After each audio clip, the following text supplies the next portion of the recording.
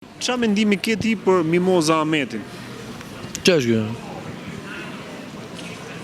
Që është kjo? Si një Mimoza Ahmetin? Jo.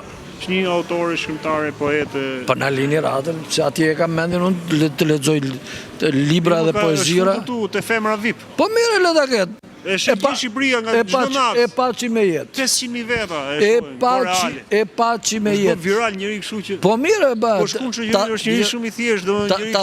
Pa filtra, pa gjëra, po kështu ta thot tronç. Kemi drejt për drejt si puna jote. Po mire, shumë mirë. Shqyqyr që pas kemi njerëz. Ta thash njerën aty ty që...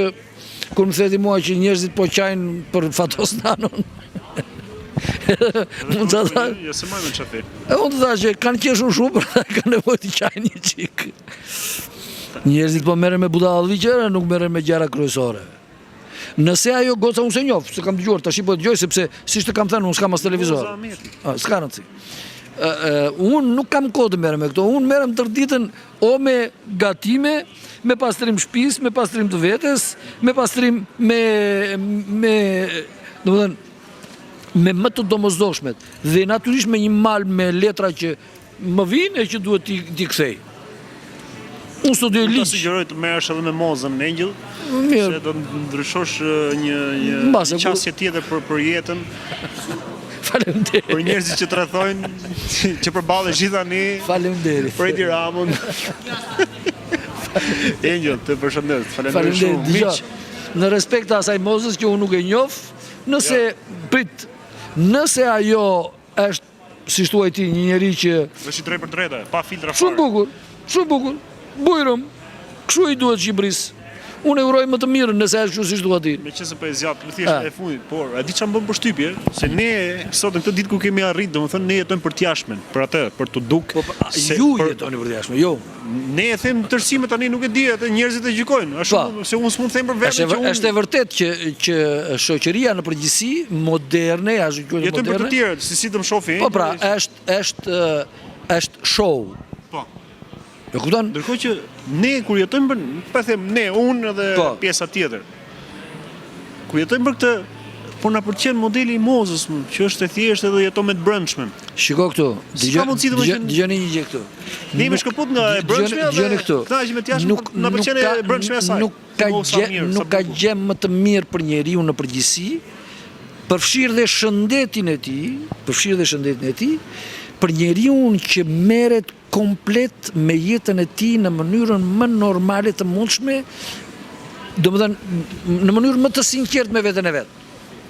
Ajo ka zgjedhur të jetë sinqert me veten e vet. Nuk ka gjë më të mirë në këtë botë.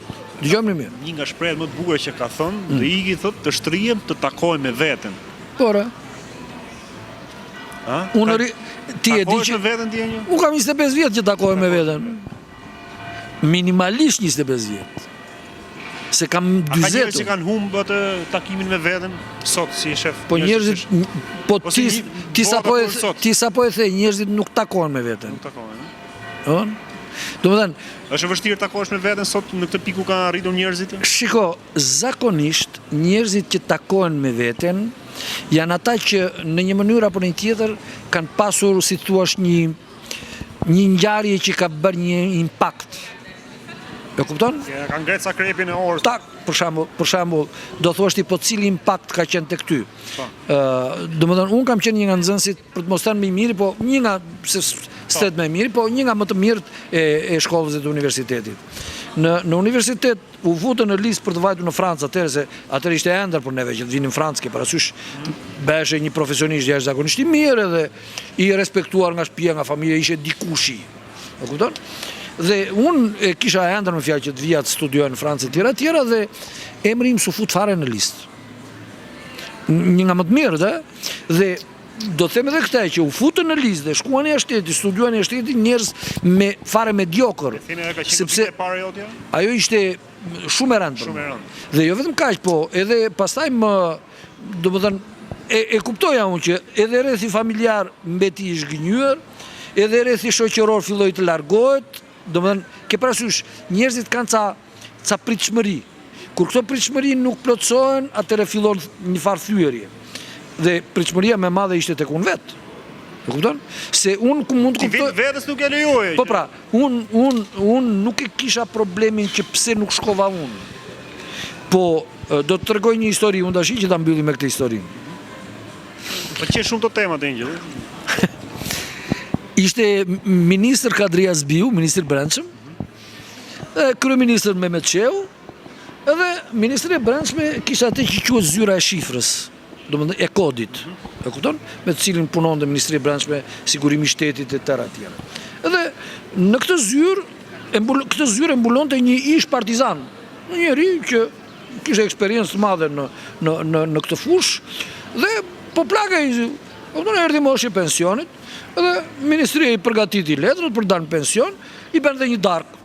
Me që njeri, domethënë shumë i përkushtuar me punën. Ministri aty, edhe gjitha ata shefat, edhe ky në krah të ministrit, të Kadria Zbiut. Në krahun tjetër ishte një njeri, më falni se do ta them kështu, ai njeriu ishte nga këta Romët. Ta them në shqip se për t'i dhënë kuptim shakase, kupton, jo mos e ndjen njerëzit e fundur. Evgjit me një fjalë. Edhe domethënë këtu ministri në një krah ky që do të ditë pension, në krah tjetër ky Evgjiti. Dakor?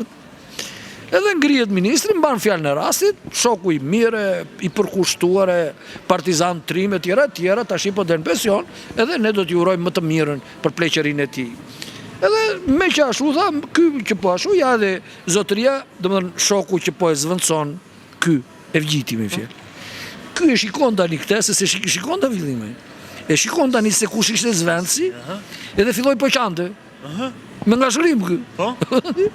Të tërë të mbledhur atje. Prit dale tani. Edhe tash i mirë që ç'a bëni thotë senator Brovi thotë.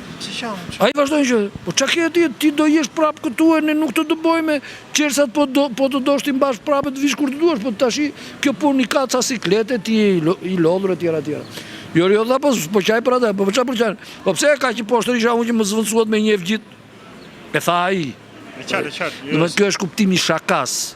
Mos nuk kemi të bëjmë me, nuk është çështje ratësore. Jo, se po diskutohet pak këto ditë e fundit, pa të shkëput nga ajo siç po thua, se përdori një nga këto moderatorë televizive, përdori një shprehje si pushka e Jevgut. Domethënë këto janë shprehje, tash mos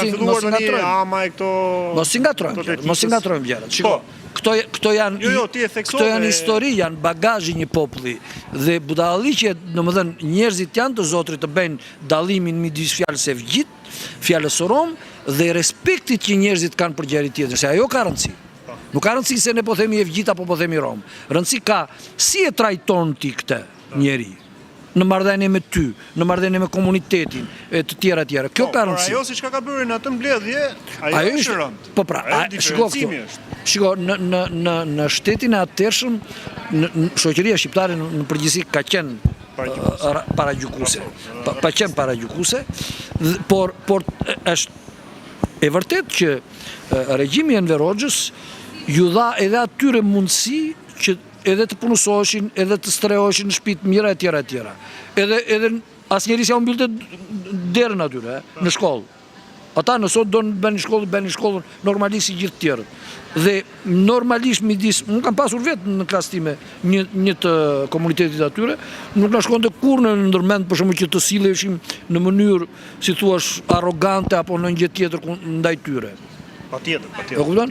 Domethënë ti dallojmë çik gjërat. Tjetër shakaja, humori, bagazhi humoristik që ka vetë populli dhe tjetër mënyra e vërtetë e trajtimit që i bëhet personit dhe komunitetit. Por mesazhi për gjithë se çka folëm është gjëja më mirë që njerëzit të takohen me veten.